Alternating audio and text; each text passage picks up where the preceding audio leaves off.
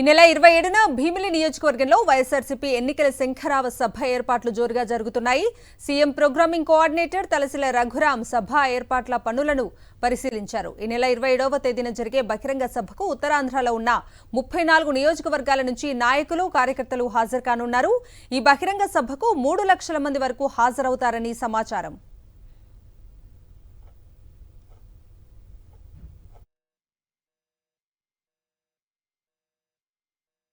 బహిరంగ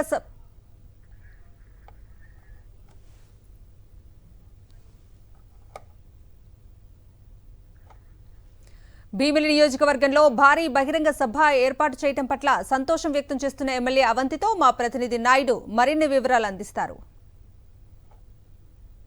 ఈ నెల 27వ తేదీన సీఎం వైఎస్ జగన్మోహన్ రెడ్డి భీమిలి నియోజకవర్గంలో ఉత్తరాంధ్ర జిల్లాలకు సంబంధించిన కార్యకర్తలతో సమావేశమవుతున్నారు. బహిరంగ సభ ప్రదేశాన్ని CM programming coordinator Talasila Raghuram అలాగే స్థానిక ఎమ్మెల్యే అవంతి శ్రీనివాస్ పర్యవేక్షించారు. ఈ ఏర్పాట్లు ఏ విధంగా జరుగుతున్నాయి, సభ తాలూకు ప్రధాన ఉద్దేశం ఏంటనే విషయాలు మనతో మాట్లాడడానికి అవంతి శ్రీనివాస్ ఉన్నారు. సార్ చెప్పండి సార్, ఏర్పాట్లు ఏ విధంగా జరుగుతున్నాయి, ఏ ఉద్దేశంతో ఈ సభను భీమిలి నియోజకవర్గంలో ఏర్పాటు చేస్తున్నారు?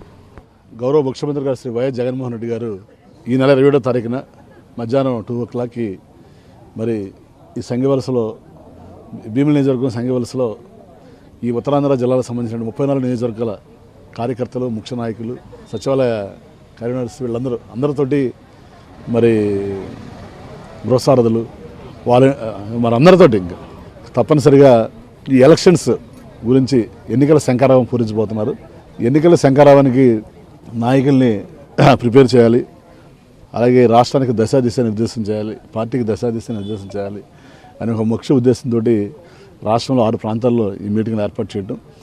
ఫస్ట్ మీటింగ్ ఉత్తరాంధ్ర ప్రాంతానికి, అది భీమిలి నియోజకవర్గానికి ఇవ్వడం మా నియోజకవర్గ ప్రజల తరఫున, ఈ ప్రాంత ప్రజల తరఫున ముఖ్యమంత్రి గారికి ధన్యవాదాలు తెలియజేసుకుంటూ, తప్పనిసరిగా దీనిలో మరి అందరూ కూడా భాగస్వాములు అయ్యి దీనిలో అందరూ కూడా ఈ సభని విజయవంతం చేయాలని మా నియోజకవర్గ ప్రజలకి, జిల్లా ప్రజలకి అందరూ కూడా విజ్ఞప్తి చేస్తూ, ముఖ్యంగా ఈరోజు రాష్ట్ర రాజకీయాలు చూస్తున్నాం. చంద్రబాబు నాయుడు గారు కానీ, పవన్ కళ్యాణ్ గారు కానీ ఎన్నో కుట్రలు చేస్తున్నారు.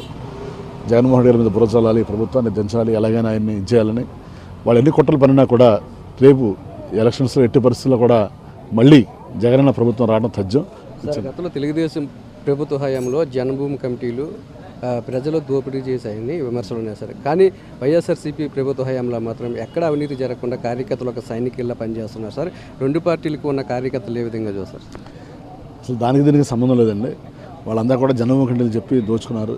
కానీ ఈ రోజున జగన్మోహన్ రెడ్డి గారి నాయకత్వంలో 4,70,000 కోట్ల రూపాయలు 1,25,00,000 కుటుంబాలకి డీబీటీ, నాన్ డీబీటీ ద్వారా ఇవ్వడం జరిగింది.